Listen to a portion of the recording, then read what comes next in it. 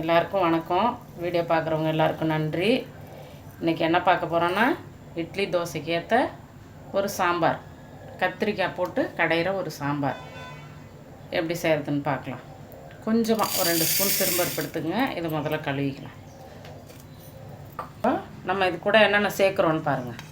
ஒரு 3 பச்சை மிளகாய், ஒரு கை உருளைக்கிழங்கு, கொஞ்சம் தக்காளி நிறையவே சேர்த்துக்குங்க, கொஞ்சம் வெங்காயம்,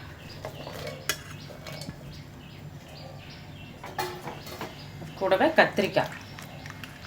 இது கத்திரிக்காய் கடையில் தான் டேஸ்ட்டு நல்லாயிருக்கும். ஈஸியாகவும் செஞ்சிடலாம் உங்களுக்கு. வேறு எதுவும் சேர்க்கறதில்ல. ஒரு 3 பச்சை மிளகாய் போட்டிருக்கோம். அது கூடவே நம்ம காஞ்ச மிளகாய் கிள்ளி தாளிப்போம், அவ்வளோதான். கொஞ்சம் இது கூட மஞ்சத்தூள் சேர்த்துக்கணும்.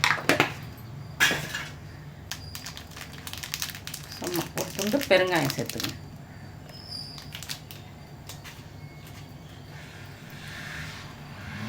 எல்லாத்தையும் சேர்ந்து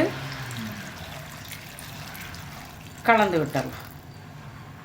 இந்த பருப்பு ஏன் கொஞ்சமாக போட்டிருக்கோன்னா, இந்த தக்காளி, உருளைக்கிழங்கு, கத்திரிக்காய் இதை மட்டும் போட்டு கடைஞ்சால் கொஞ்சம் தண்ணி மாதிரி இருக்கும். கடைஞ்சால் தண்ணி, அதனால் அது மாதிரி இருக்க வேணான்னு தான் கொஞ்சோண்டு சிறும்பருப்பு சேர்த்துருக்கோம்.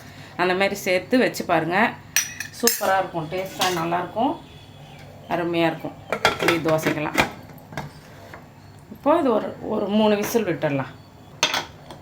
விசில் போட்டாச்சு. ஒரு 3 விசில் விட்டுடலாம்.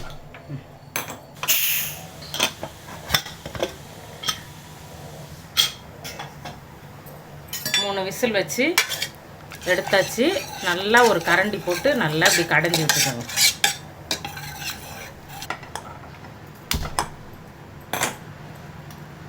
ஒரு கடாய் வச்சுக்கோங்க. கொஞ்சமாக எண்ணெய் சேர்த்துங்க. கொஞ்சமாக கடுகு சேர்த்துங்க. கொஞ்சம் சீரகம் சேர்த்துக்குங்க. ஒரு 3 காஞ்ச மிளகாய் சேர்த்துக்கணும். இது கூடவே கொஞ்சம் பொடியாக நறுக்கின வெங்காயம் சேர்த்துக்கணும். நல்லா பொரிச்சு போடையில் அது இன்னும் கொஞ்சம் வாசனை அதிகமாக இருக்கும். கூட கொஞ்சம் கருவேப்பிலை.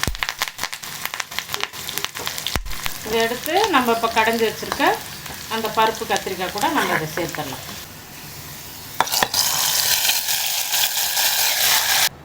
இதுக்கு தேவையான உப்பு சேர்த்துக்கலாம். உப்பு சேர்த்து லேசாக ஒரு கொதி விட்டுடலாம்.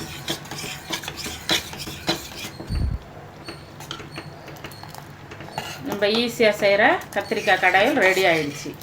நீங்களும் உங்கள் வீட்டில் செஞ்சு சாப்பிட்டு பார்த்துட்டு எப்படி இருக்குன்னு சொல்லுங்கள். ஒரு லைக் பண்ணுங்கள், சேனலை சப்ஸ்கிரைப் பண்ணுங்கள். நன்றி.